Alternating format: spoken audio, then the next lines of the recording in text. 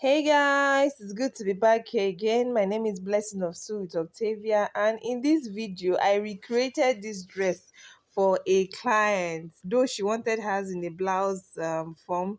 So this is what we came up with at the end of the day. I hope I tried. Okay, I tried. The beading work in this blouse was not here. Oh, like this is my first time, and I suffered, no be small thing.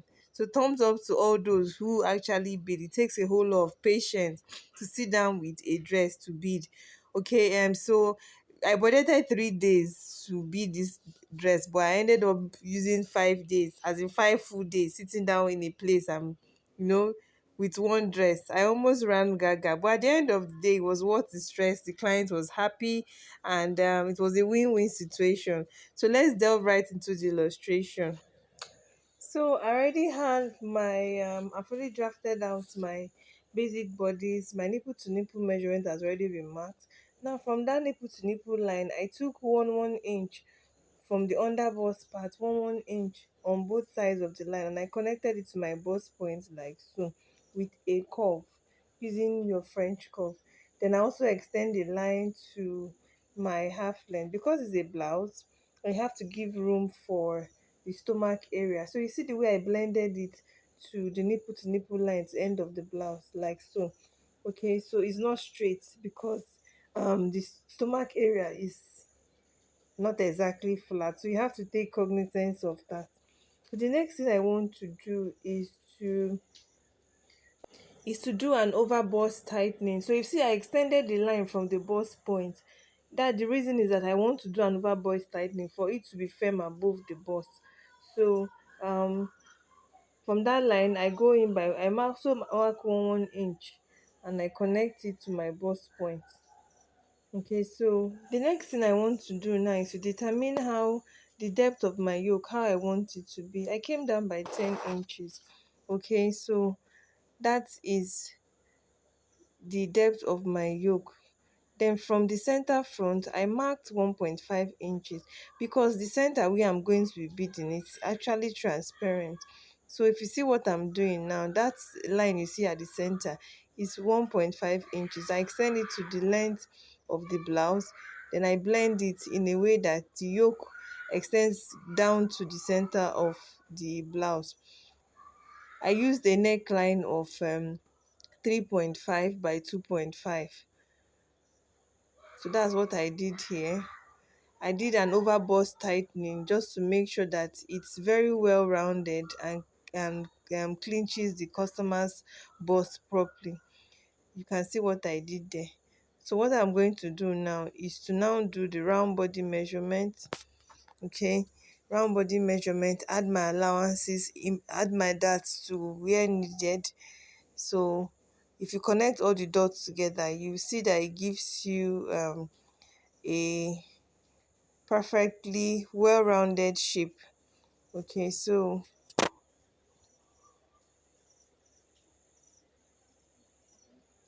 when you're done connecting the lines together, then you cut before placing your pattern on your fabric. Now from the hem of the dress, I came up by 2 inches because the blouse is curvy. I came up by 2 inches to get that curve down there.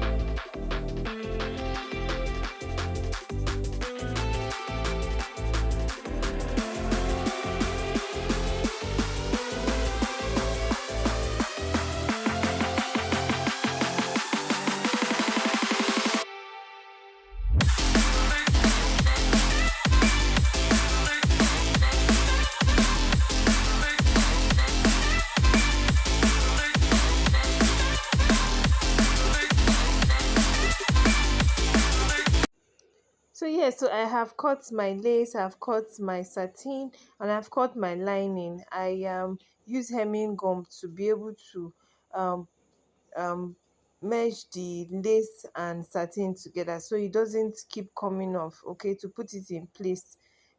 I think you should try that hack. It works. So I use hemming gum to gum down the lace and satin together. This is my back piece. I didn't show how I cut it in the video, but it's just a normal waist that was used for the back. This is what it looks like.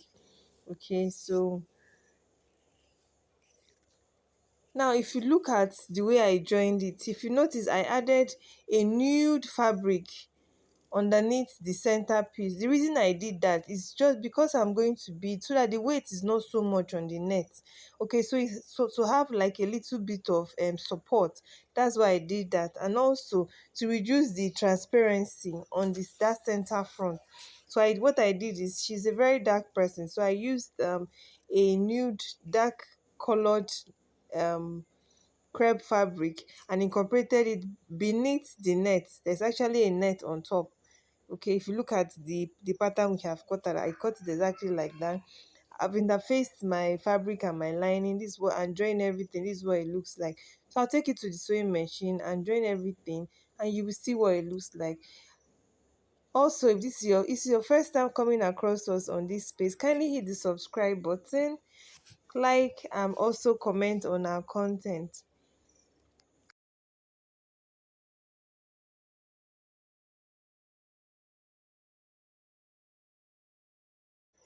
And yes, so we are back after joining. This is what it looks like. We can see that it's coming out nicely.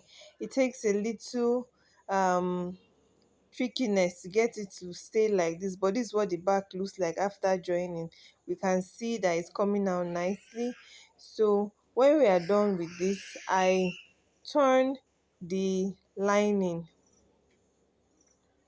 with the lace parts just like this, as I'm indicating with my fingers like that. You have to be very careful when you are turning it so that it's neat, all neat, and looks very nice. So this, after turning from the center, I leave the side open. Okay, so I'm going to weave that part. I do the same thing for the other side. We've done one side now, as you can see, so we'll do the same thing for the other side. Take it to the machine, sew like that, and we'll bring it back to the table.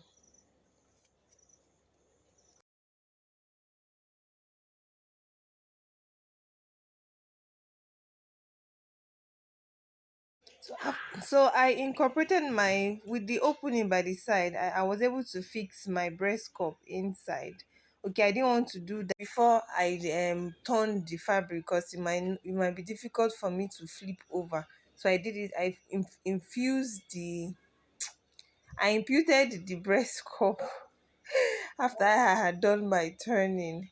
Okay, so this is what it looks like at the end of the day. So I join the shoulder to shoulder of my back and front, fix my zipper, do everything that needs to be done before I now start beading. So now the petals, the flower petals on the lace, on the bodies, this is how I cut it. I used a height of 10 inches. Okay, I didn't want it bigger than 10 inches as requested by the customer. Okay, so the height was 10 inches. Then I drew a petal shape like so. I cut off, it's three on each side, so I ended up cutting 12 pieces using the fabric and using the fabric as the fabric and lining. So I cut 12 pieces like this, then I put interfacing beneath it. That's what made it stand very firm without bending. So I cut it off, interfaced it, then sewed it before tacking those beads on it. So this is how I drew it. So I've joined my sleeve and I've imputed my band, so we are all ready for beading. The zip too has been imputed, so this is what it looks like when we are done. So for the pearls, I use three sizes. I use three sizes: size 10, size 8, and size 4. Okay, so I just played around with it to get the desired design. So I use fishing line. The smallest size of fishing line. It's more like it's very invisible when you sew with it. This is what it looks like. Very tiny, very tiny. And I used beading needle. So I just started gently. This was day one. This is what I was able to achieve day one.